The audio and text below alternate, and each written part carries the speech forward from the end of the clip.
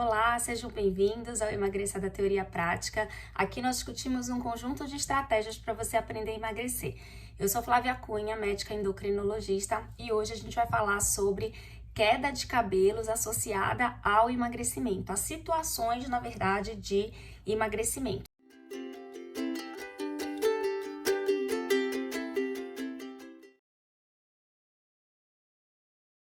Então, eu selecionei aqui algumas situações em que a gente observa a queda de cabelo, situações diretamente relacionadas à perda de peso, ao emagrecimento, em que a gente observa, né, a queda de cabelo, que é um sinal clínico bastante incômodo, principalmente para as mulheres.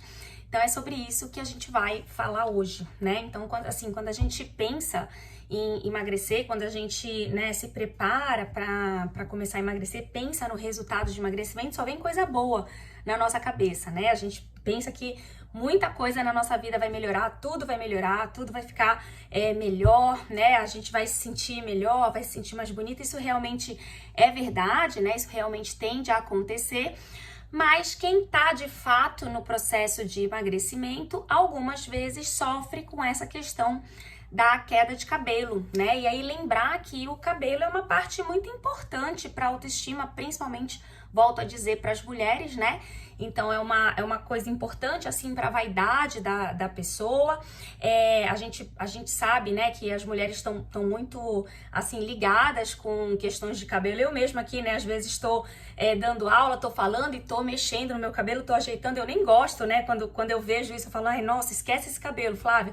Mas é uma coisa automática, né, uma coisa que acaba sendo importante pra gente. E aí, quando a gente começa a ter queda de cabelo, a gente sabe que a gente vai ter algum comprometimento ali, né, até em qualidade de vida, em saúde mental, dependendo do grau dessa queda de cabelo. Então, acho que é um assunto importante pra gente discutir, até porque é relativamente frequente nos processos de emagrecimento. Não quer dizer que todo mundo que emagreça vá ter queda de cabelo, mas é uma queixa relativamente frequente, então acho que é importante a gente discutir, e até tem algumas estratégias para a gente minimizar, para a gente amenizar essa situação, e a gente vai falar isso mais pro meio, assim, do meio pro final da aula, tá? Bom, a gente vai começar falando, antes de eu entrar de fato nas situações de emagrecimento, a gente vai a gente vai entender rapidamente como que acontece a queda normal de cabelo, porque todos nós temos uma queda considerada normal de cabelo. Então eu vou me arriscar um pouquinho aqui nesse tema, que na verdade né, assim, é um tema dos meus amigos especialistas dermatologistas, mas eu vou explicar de uma forma bem simples, só para que a gente possa entender o que é o processo normal e o que faz esse processo não funcionar de forma, né, da forma esperada. Então, assim, o cabelo, ele passa geralmente por 3 ciclos. O cabelo normal, tá? Tô imaginando uma situação normal, uma situação em que a gente não tem uma queda exagerada de cabelo. Então, o cabelo, ele normalmente passa por 3 ciclos. A primeira fase é a fase de crescimento dos fios. A segunda fase é como se fosse uma fase de transição, né? Uma fase de transição para a queda. E a terceira fase é, de fato, a queda de cabelo. Numa situação normal, numa situação, né, saudável, né, sem nenhum problema, o que acontece? A grande maioria dos nossos fios estão na fase de crescimento. Então, a gente tem muito mais fio em fase de crescimento do que fio em fase de queda. É mais ou menos assim, uns 80 até 90% dos nossos fios estão crescendo. E aí o restante, 10 a 20%, estariam ali em processo de queda, né? Então isso seria o balanço normal.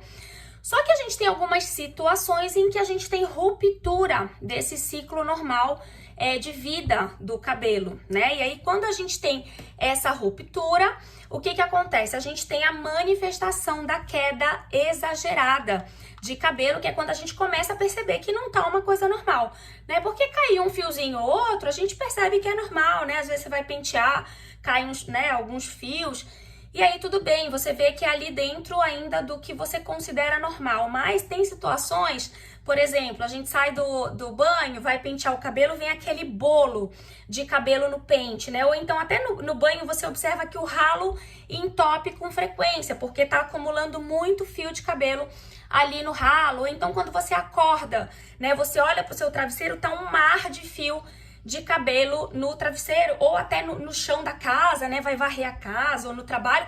Você vê que ali onde você tá, por exemplo, trabalhando, imagina, eu tô aqui sentada gravando aula, imagina que quando eu olhasse aqui no final da aula, tivesse cheio de fio de cabelo no chão. Então, isso, né, são sinais de que você tá tendo uma queda exagerada de cabelo. E isso acontece quando a gente tem ruptura desse ciclo normal de vida do cabelo. Ou seja, eu tenho mais fios caindo do que fios em crescimento. Então, eu perco esse equilíbrio, tá? Muito bem, por que será, né, que a gente perde esse equilíbrio? Olha, assim, existem muitas situações em que a gente pode ter essa ruptura desse ciclo de vida normal do cabelo, ou seja, esse desbalanço, né, com aumento dos fios em queda e diminuição dos fios em crescimento.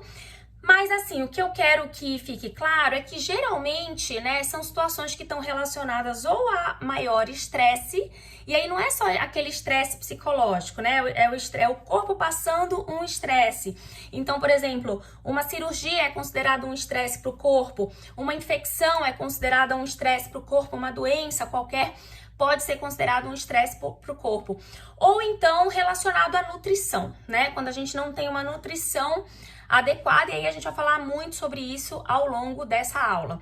Mas o que eu quero que você entenda nesse momento é que a partir desse momento, a partir desse evento, né, agressor, vamos dizer assim, ou através de estresse, ou através de falta de nutrição, geralmente a manifestação da queda de cabelo é em torno de 2, 3 meses depois que aconteceu isso, né? Então é bem clássico a gente iniciar, aí já trazendo para o nosso tema, né, de emagrecimento, é bem clássico a gente iniciar um processo, né, de perda de peso, um tratamento para emagrecimento, para perda de peso.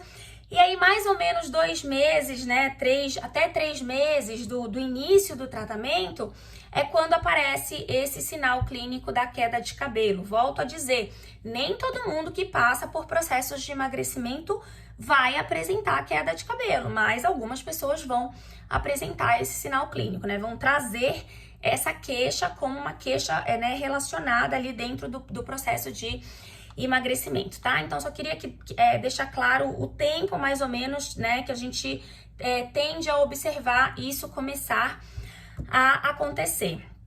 Bom, então, o que eu fiz aqui? Eu trouxe três situações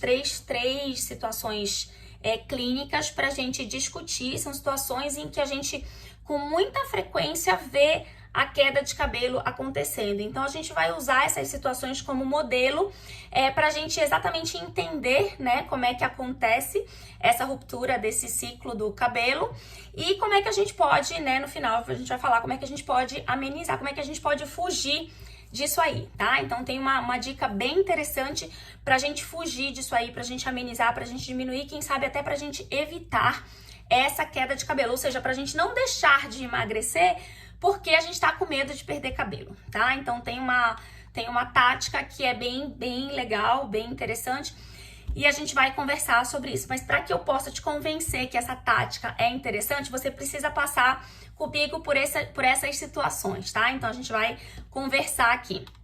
A primeira situação que eu queria falar é a cirurgia bariátrica, né?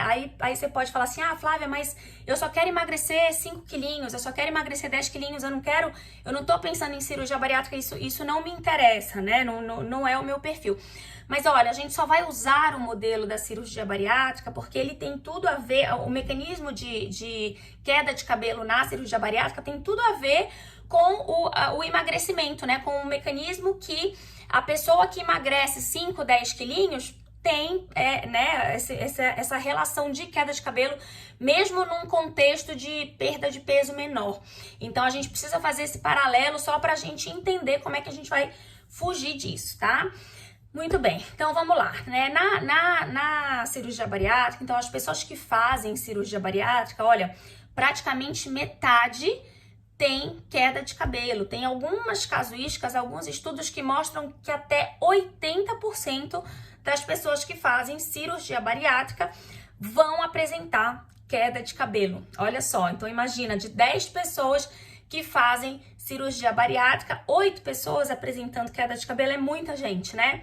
Então, realmente é um sinal clínico bem comum, é uma coisa que acontece com muita frequência e olha que interessante, quando é que ela vai acontecer? Exatamente em torno de 2 a 3 meses após a cirurgia, que é exatamente o que eu falei para vocês, né? O tempo que acontece depois do evento estressor, ou seja, a cirurgia bariátrica é considerada o evento estressor. Então, depois desse evento, mais ou menos 2 a 3 meses, o paciente começa a relatar a queda de cabelo, tá?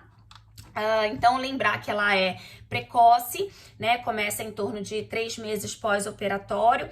Geralmente, em até 1 ano, ela resolve, né? Às vezes antes, o que acontece? Quando o paciente acaba tendo essa queixa, ele procura a gente e aí a gente, né, vai investigar, né? A gente já sabe os principais mecanismos, já cobre isso, né? Já ajusta o que tem que ajustar e aí, geralmente, isso reverte com mais rapidez, né? Então, assim, uma coisa importante que a gente observa, quais são esses mecanismos, né, no paciente que fez a bariátrica? Por que ele perde tanto cabelo? Por que é tanto comum? Por que é tão comum? Então, olha só, a primeira coisa que eu queria comentar é a falta de proteínas, né? Então, o paciente que fez cirurgia bariátrica, ele precisa de uma meta em torno de 60 gramas de proteína. E aí, volto a dizer, eu sempre falo aqui, né, em gramas de proteína, e aí você pode imaginar que é a proteína pesada na balança, né? Eu vou pesar na balança. Não, a carne pesada na balança, o frango pesado na balança, não. Não é isso, né? Existe uma tabela de relação, né? Então, por exemplo, um ovo tem 6 a 7 gramas de proteína. Se eu fosse me alimentar só de ovo, claro que ninguém vai fazer isso, mas é só para você entender. Se eu fosse me alimentar só de ovo depois da cirurgia bariátrica, se eu sei que o ovo tem em torno de 6 gramas, eu teria que comer 10 ovos para poder atingir, né, os 60 gramas. Claro que ninguém vai fazer isso, não estou orientando ninguém a fazer isso, mas é só para você entender como é que a gente bate essa meta de quantidade de gramas de proteína.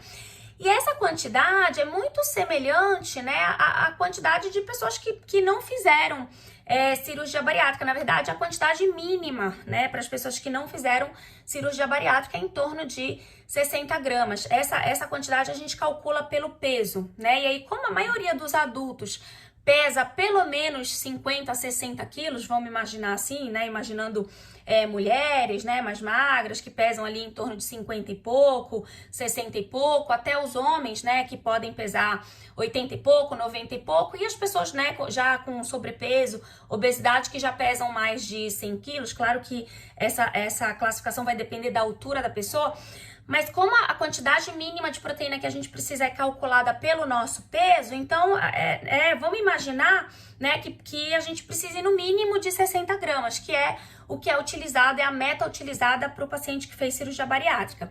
E eu já falo para vocês que na prática é muito difícil atingir essa meta, né? É difícil para a gente que não fez, imagina para quem fez a cirurgia bariátrica, que tem que comer, né, pequenas quantidades, várias vezes ao dia. É muito difícil atingir essa meta. Então, um dos principais fatores para queda de cabelo, tanto no paciente que fez bariátrica, quanto no paciente que não fez, mas que está tentando emagrecer, é a falta de proteína, tá? Então, por mais que você coma proteína, muitas vezes a gente não atinge aquela meta mínima. Além desse balanço negativo de proteína, tem deficiência de outras vitaminas e minerais também. Então, é descrito deficiência de vitamina B12, deficiência de zinco, ácido fólico, ferro, ferritina, selênio, biotina. Então, veja, né, que são algumas coisas que faltam na nutrição mesmo. Claro que no paciente que fez cirurgia bariátrica, a gente tem, né, um fator adicional que é a dificuldade de absorção de algumas coisas, tá? Mas eu vejo isso, às vezes eu vejo... Antes do paciente fazer a cirurgia bariátrica, eu já identifico, por exemplo, deficiência de vitamina B12. E o que que isso diz pra mim? Ah, que ele tem um problema de absorção? Dificilmente, né? Então, na grande maioria das vezes, é porque ele já se nutre mal antes de operar, né? Ele já tem uma ingesta ruim de carne, de proteína, por exemplo, que são alimentos que são ricos em vitamina B12, de vegetais, né? Então, quer dizer, ele já não tá comendo direito aquelas coisas, por isso que ele já tem a deficiência antes mesmo de fazer a cirurgia. Então veja, né, que a nossa nutrição está totalmente relacionada com essa falta de vitaminas, falta de proteínas, falta de minerais, e isso, né, vai diretamente se relacionar com a queda de cabelo. Inclusive no paciente que fez cirurgia bariátrica, ele pode ter deficiência de ferro ou até da reserva de ferro, que é a ferritina, mesmo sem ter anemia, tá? Isso acontece em outras pessoas também, não é só no paciente que fez bariátrica, mas é muito clássico no paciente que fez bariátrica ele ter uma reserva baixa de ferro, que a gente mede através da ferritina. E quando essa reserva tá muito baixa, mesmo ele não tendo, né, classicamente uma anemia, muitas vezes a gente tem indicação de fazer a reposição de ferro na veia, porque mesmo você dando ferro por via oral, através de comprimidos, de suplementação, muitas vezes você não vai conseguir aumentar essa reserva, tá? E isso pode estar relacionado, os estudos mostram que a ferritina baixa, ou seja, a reserva baixa de ferro, ela tem relação direta com a queda de cabelo, né? Ela é mais frequente, as pessoas que têm queda de cabelo têm com mais frequência a ferritina baixa do que o grupo que fez bariátrica e que não apresenta queda de cabelo, tá? Bom, tem outras hipóteses também ainda relacionadas com o paciente que fez a bariátrica. Então, né, se diz que quando ele perde muito peso, ele também perde gordura aqui do couro cabeludo, né, aqui do tecido subcutâneo, aqui do couro cabeludo, diminui muito rapidamente, isso pode dificultar a nutrição direta do cabelo, então isso também é relatado, né, embora eu sinceramente não ache que é o único mecanismo, eu acho que essas questões nutricionais estão muito mais relacionadas à queda de cabelo, mas isso pode contribuir também. E outra hipótese é o hormônio cortisol, né? A gente já falou do estresse relacionado à queda de cabelo, então a gente sabe, né? O cortisol é um dos principais hormônios do estresse, então ele tem relação, né, com a queda de cabelo. E aí, assim, o próprio procedimento cirúrgico, né, a gente sabe que é considerado, como eu já comentei, um estresse para o corpo, é um trauma, né, o trauma cirúrgico, mas no estado de perda de peso rápida, né, que é um estado catabólico, que a gente chama, ou seja, o organismo tá ali perdendo muito tecido, né, perdendo muita gordura, tá acelerado ali, emagrecendo, e isso também acaba sendo um certo estresse pro corpo, né, ele leva um choque de repente, e aí às vezes ele, né, não consegue se organizar. E mais o estresse psicológico de estar passando por toda a situação de, né, por mais que essas pessoas que fizeram cirurgia bariátrica, por mais que elas geralmente estejam muito felizes com o resultado, mas assim, é uma mudança, né, de vida rápida, né, uma mudança na forma de se alimentar, é uma mudança na forma de encarar a alimentação, as refeições, então, querendo ou não, gera um certo estresse psicológico, né, e aí a gente sabe que isso pode também contribuir para a queda de cabelo, porque lembrar que estresse e nutrição estão diretamente relacionados à queda de cabelo, estresse e má nutrição, né? Vamos passar para a segunda situação que eu quero comentar, que é a situação de pós-parto ou puerpério, né? Então, é uma situação importante na vida das mulheres que engravidaram, tiveram seus bebês, né? Então, muitas mulheres passam por esse período de pós-parto e já sabem, quem já passou já sabe que tem uma fase crítica em que a gente perde muito cabelo, né? E aí é exatamente aquilo que eu comentei. Você vê o cabelo espalhado pela casa inteira, você vê o cabelo entupindo ralo no chuveiro, né? E aí também, volto a dizer, geralmente isso acontece em torno de 2-3 meses após o parto, justamente porque é aquele período, né, normal, de ruptura daquele ciclo normal de vida do cabelo. E só que a parte boa é que tende a melhorar espontaneamente até os 6 meses, né, ali em torno o problema fica de 3 a 6 meses após o nascimento do bebê? Bom, por que que isso acontece? Não se conhece exatamente o mecanismo, né? Mas um fator importante, que talvez seja um dos mais importantes, é a mudança brusca de hormônios no corpo da mulher, né? Então, quando a gente tá grávida, a gente tem um perfil hormonal, que é um perfil hormonal importante para manter ali a gestação.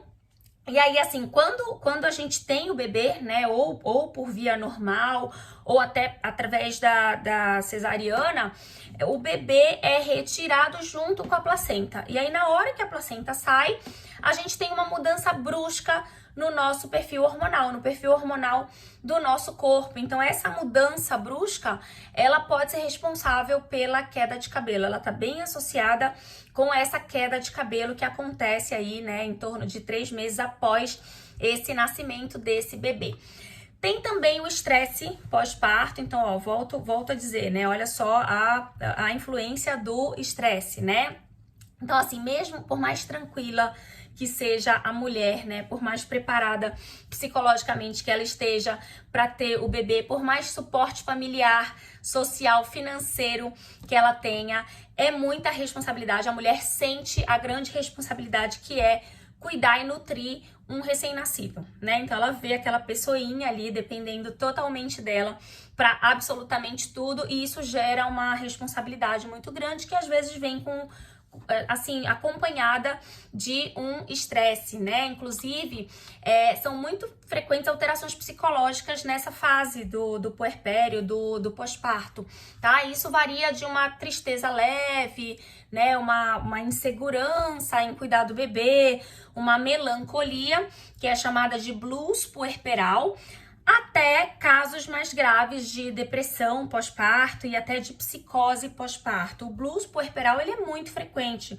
né? Em torno, acho que de 80% das mulheres têm pelo menos essa melancolia, e algumas vão ter quadros mais graves, mais avançados, que são a depressão e até mesmo a psicose, que é um estado bastante perigoso, inclusive para a saúde do bebê, para a saúde da mãe e para a saúde do bebê. Então, assim, não interessa, né, o que seja, é um estresse psicológico para a mulher. Então, a gente tem que considerar que isso também contribui para essa queda de cabelo. Quer dizer, não deve ser só essa mudança hormonal brusca, mas também essa situação de estresse, de insegurança, de medo. Então, isso contribui para aquela ruptura normal do cabelo. Além disso, né, ainda dentro desse contexto, as mulheres não dormem direito. Então, olha, veja a importância do sono, né, para a manutenção dos fios. Então, as mulheres não dormem direito porque elas têm que amamentar o bebê, ou amamentar no peito, ou amamentar na mamadeira, mas elas têm que nutrir o bebê, e ele acorda mesmo, né, geralmente a madrugada inteira, algumas vezes durante a madrugada. Então, a mulher não tem um sono regular, um sono contínuo, né? Então, ainda tem esse estresse de não dormir adequadamente. E as mulheres que amamentam, elas têm, né, um metabolismo extremamente acelerado, né, extremamente aumentado. Então, por mais que elas estejam, né, se alimentando bem, essa demanda, ela é muito maior do que o que elas conseguem comer, né? E aí, isso acaba também gerando uma forma de estresse, uma forma de subnutrição, tá? Então, e aí isso pode estar relacionado ao emagrecimento dessa fase de puerpério, porque o organismo está muito acelerado e a mulher não consegue comer o suficiente. Agora, neste momento, né, eu vou passar um conceito importante, que isso vai funcionar para todo mundo que está em fase de emagrecimento. Não interessa, assim, mesmo que você não tenha feito bariátrica, mesmo que você não esteja no puerpério. Então, olha só, toda vez, né, que a gente tem... Para a gente ter emagrecimento, a gente precisa ter um balanço energético negativo, ou seja, a gente precisa de alguma forma que o nosso corpo gaste mais energia do que a gente está ingerindo. Aí você pode pensar assim, Flávia, então sempre no emagrecimento eu vou ter queda de cabelo, porque você me falou que esse balanço negativo é uma das causas da queda de cabelo. Mas olha, a questão da energia é diferente da questão da nutrição, né? Então, você realmente tem que ter um balanço negativo de energia para você emagrecer, mas o que tem que ficar na cabeça? E aí eu vou reforçar isso mais lá na frente. a pouca energia que você vai colocar para dentro do seu organismo, ela tem que ser muito cheia de nutrientes, né? Então, as poucas calorias, vamos dizer assim, que você vai colocar para dentro do seu organismo, elas têm que ser muito nutritivas. Eu vou dar uns exemplos mais para frente que vão ficar muito mais claros.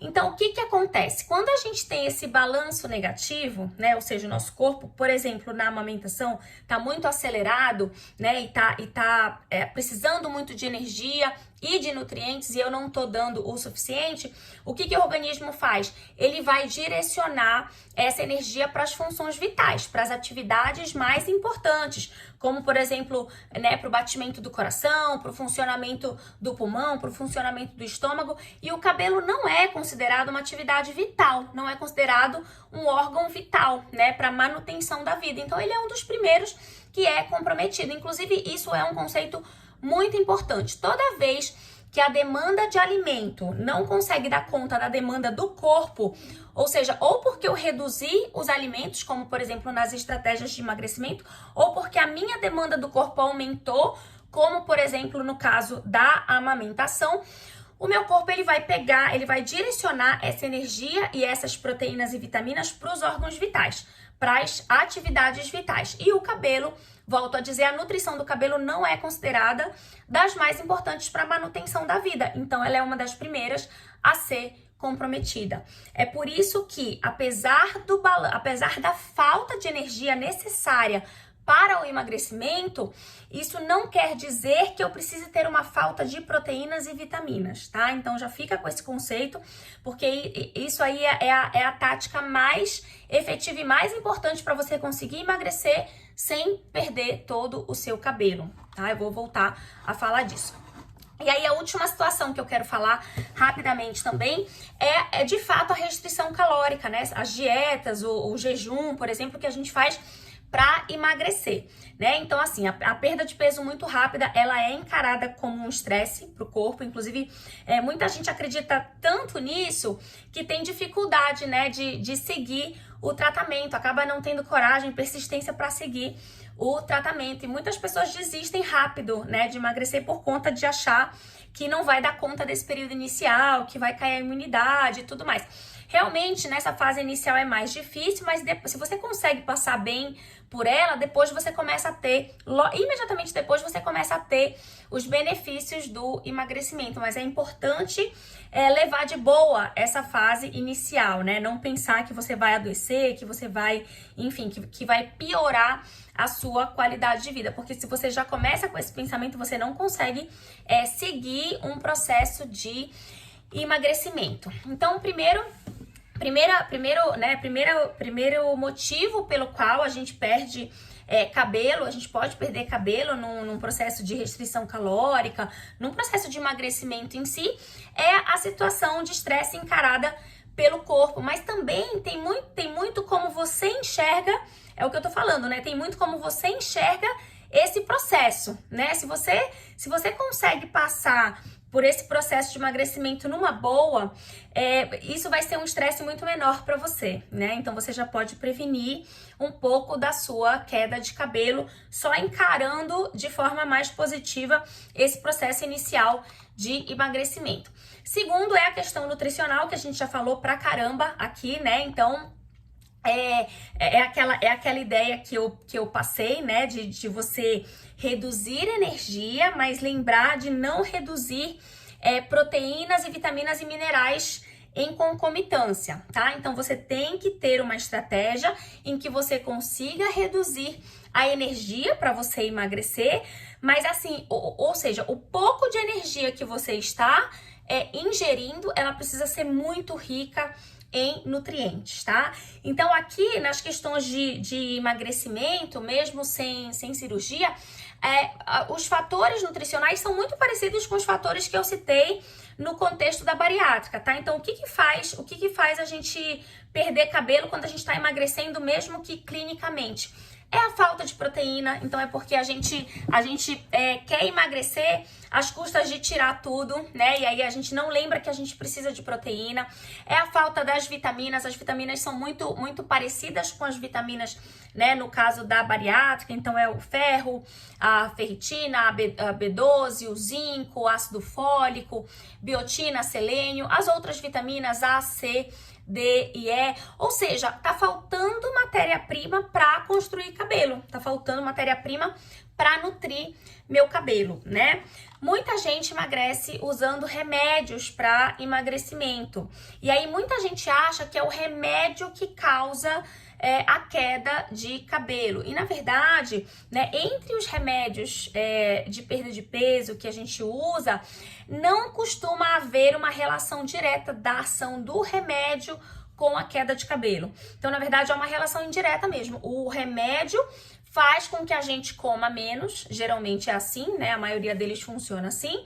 O remédio faz com que a gente coma menos, e aí o fato da gente comer menos causa o emagrecimento, e aí o emagrecimento é que faz cair o cabelo pelos vários motivos que a gente já comentou aqui ao longo dessa aula, tá? Então, como amenizar? Agora a mensagem final. Então, primeira coisa, primeiro conceito e o mais importante para a gente entender é que a falta de proteínas, vitaminas e minerais são mais determinantes da queda de cabelo do que simplesmente a falta de energia, tá? Então, é exatamente o que eu estava tentando explicar, né? Porque pra gente emagrecer, a gente precisa ter falta de energia. Isso é o conceito básico do emagrecimento. A gente não vai emagrecer se a gente não tiver, de alguma forma, uma falta de energia, uma falta de caloria. O que é falta de caloria, Flávia? Fala mais simples pra mim. Se eu tô gastando 1.500 calorias, eu tenho que ingerir, por exemplo, 1.200 calorias para que o meu corpo gaste mais calorias, pelo menos 300 calorias a mais do que eu estou ingerindo, tá? Então, isso é balanço energético negativo. Agora, dessas 1.200 calorias que eu vou ingerir, que eu me propus a ingerir, essas calorias, elas têm que ser absurdamente nutritivas, tá? Então, toda caloria que eu vou ingerir, ela tem que ser muito nutritiva para que eu garanta aquele mínimo de proteína, para que eu garanta aquele mínimo de vitamina, aquele mínimo de minerais que o meu organismo precisa para as suas funções vitais e também para nutrir o cabelo. Muita gente vai falar assim, mas eu não posso suplementar? Pode, em algumas situações sim. Quem vai dizer se você precisa ou não suplementar é o seu médico, isso é uma indicação médica. Mas não tem sentido nenhum você fazer uma dieta absolutamente pouco nutritiva e achar que o suplemento vai garantir o seu cabelo, a nutrição do seu cabelo. Isso não tem sentido nenhum, né? Então a ideia é que as poucas calorias que a gente vai ingerir, elas sejam muito ricas em nutrientes, né? Quando a gente fala nutrientes, é isso, gente, é proteína, é vitamina, é mineral, né? Então ela precisa ser rica em nutrientes para que a gente possa, ao mesmo tempo, emagrecer sem ter os outros malefícios do emagrecimento, por exemplo, a queda de cabelo. Então essa é a estratégia mais inteligente para você conseguir emagrecer sem prejudicar, por exemplo, o seu cabelo. E aí, pensando nessa estratégia, você tem outros benefícios, né? É quando você emagrece sem perder, por exemplo, muito a sua massa magra, né? Sem perder os seus músculos, sem ficar flácida. Então, é a forma mais inteligente, na verdade, de emagrecer, né? Então, esse conceito, na verdade, toda essa aula, eu quis explicar para poder deixar muito forte na sua cabeça esse conceito de que o pouco de caloria que você vai ingerir precisa ser altamente nutritiva. Na prática, eu vou dar um exemplo. Vamos dizer que a minha dieta inclui 3 refeições ao dia: café, almoço e jantar. Então, eu preciso garantir que essas únicas 3 refeições sejam altamente nutritivas. Se eu, por exemplo, no café da manhã como um pão com manteiga e um café preto, olha só, o meu café da manhã já não foi nutritivo, né? O que tem no meu café da manhã? Tem carboidrato, tem um pouco de gordura, né? E o café, quer dizer, não tem proteína, praticamente nada de vitamina, praticamente nada de minerais. Então eu perdi a oportunidade, de repente eu comia ali, sei lá, vou chutar, umas 200, 300 calorias sem absolutamente nada de nutriente. Então lembrar que, por exemplo, pensando na proteína, eu ainda preciso pelo menos 60 gramas de proteína, vamos chutar. Como é que eu vou fazer, como é que eu vou distribuir isso entre almoço e jantar? Vai ficar muito difícil. Então é muito fácil eu pecar na ingestão proteica e na ingestão de outras vitaminas, tendo que garantir isso só em 2 refeições, por exemplo, almoço e jantar.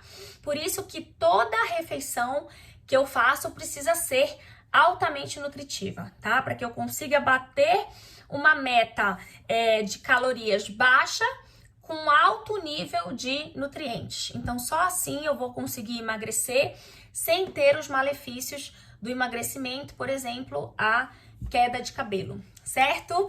Então, assim, né, resumidamente, a gente precisa fazer isso.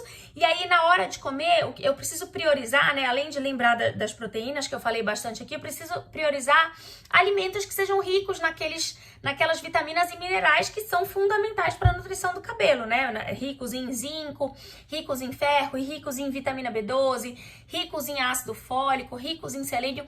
Quais são esses alimentos? Olha, alguns exemplos: carne vermelha magra, frango, ovos, leite, vegetais verdes, castanhas, né, as oleaginosas de uma maneira geral, as leguminosas. Quem são as leguminosas? Feijão, grão de bico, ervilha, lentilha. Tá? Então, assim, eu preciso colocar isso na minha dieta, colocar isso na minha alimentação. Não tudo ao mesmo tempo, mas todo dia um pouquinho de cada, né? Fazer esse balanço legal para que eu possa continuar emagrecendo, garantindo uma boa nutrição para o meu cabelo e para o meu corpo. Ok? Esse foi o tema dessa semana. Espero que vocês tenham gostado. Se vocês já passaram aí por queda de cabelo, ou após cirurgia bariátrica, ou as mulheres aí durante o puerpério, né, durante o pós-parto, ou então mesmo durante um processo de emagrecimento, escrevam aí pra mim, contem aí um pouquinho da história de vocês pra gente poder falar mais sobre esse tema ao longo da semana, tá bom? Até semana que vem. Obrigada, tchau, tchau.